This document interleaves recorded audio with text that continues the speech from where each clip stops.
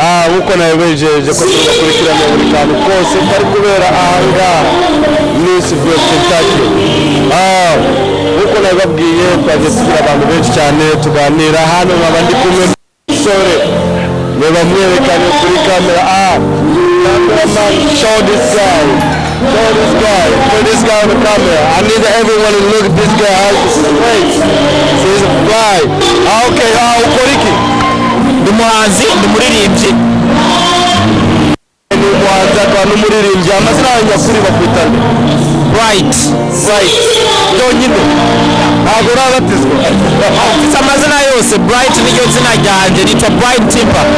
Alright, okay. No Bright. Uyu munsi ukaba ufite gahunda yo kuza gupafominga kuririmbira abantu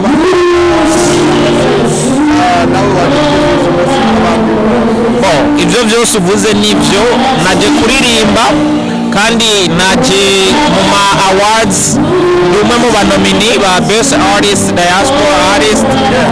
nkaba naje no guhimbaza umunsi mukuru wa Independence hamwe n'abandi. Uyu munsi kuri wowe usobanuye iki? Uriyumva gute? Iyi ni inshuro ya kangahe by the way abarundi